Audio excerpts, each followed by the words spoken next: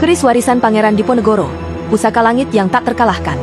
Jika tanah ini dijajah dengan senjata, maka akan kubalas dengan senjata dari langit. Pangeran Diponegoro. Dalam kabut sejarah perjuangan melawan kolonialisme di tanah Jawa, nama Pangeran Diponegoro bersinar bagai bintang yang tak padam.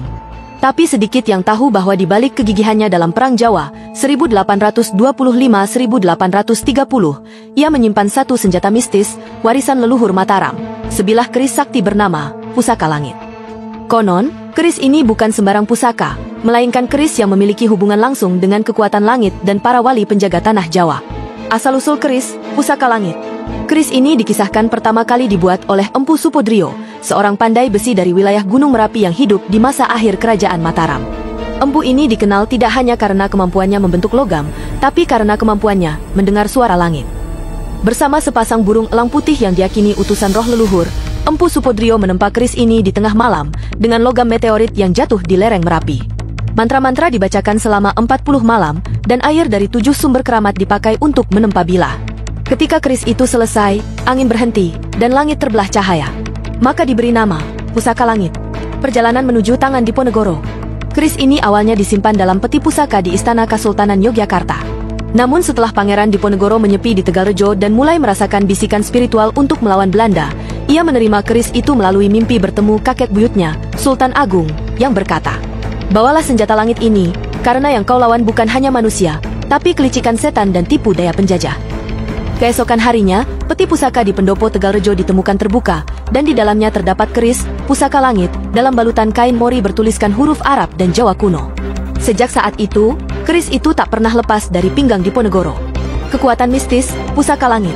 Banyak saksi mata dan prajurit Belanda mencatat keanehan selama Perang Jawa. Beberapa di antaranya, pasukan Belanda menembak Diponegoro dari jarak dekat, namun peluru seakan membelok. Kuda yang ditunggangi Diponegoro tidak pernah terkena panah atau peluru.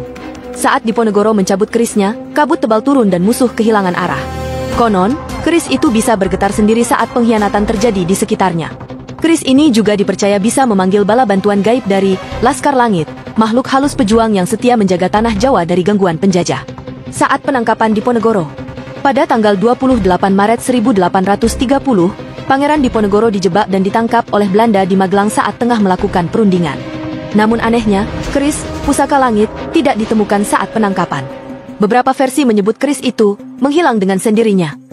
Versi lain menyatakan bahwa Pangeran Diponegoro sempat menyerahkannya kepada seorang santri kepercayaannya di Gunung Kidul untuk disembunyikan sebelum ia menuju Magelang.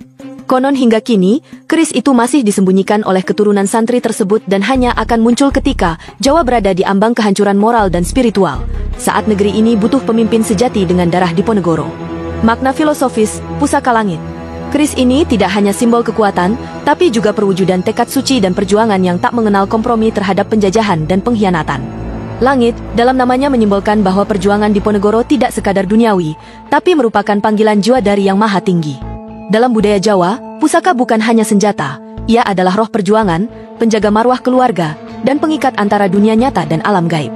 Keberadaan keris hari ini, banyak spiritualis dan pemerhati budaya percaya bahwa keris ini masih ada, tersembunyi di gua keramat di daerah Gunung Sewu. Ada pula yang meyakini bahwa keris itu telah bersatu dengan alam, dan hanya akan muncul melalui titisan roh Diponegoro di masa depan. Hingga hari ini, keris-keris yang diduga sebagai Pusaka Langit, kadang muncul dalam lelang barang antik, namun tidak pernah benar-benar bisa dibuktikan. Yang pasti, semangat dan cerita tentang keris ini terus hidup dalam ingatan bangsa. Warisan untuk generasi. Kisah tentang Pusaka Langit mengingatkan kita bahwa perjuangan sejati tidak hanya membutuhkan senjata, tapi keyakinan yang tidak tergoyahkan, keberanian menolak tunduk, dan restu dari alam semesta. Aku tidak menyerah karena takut. Aku berhenti karena waktuku telah selesai. Tapi semangatku akan hidup dalam pusaka yang kalian jaga. Oh Pangeran Diponegoro, dalam catatan spiritual muridnya. Bagikan kisah ini jika kamu percaya bahwa pusaka leluhur masih menjaga negeri ini dari balik kabut sejarah. Siapa tahu, Pusaka Langit itu akan muncul lagi saat bangsa ini benar-benar membutuhkannya.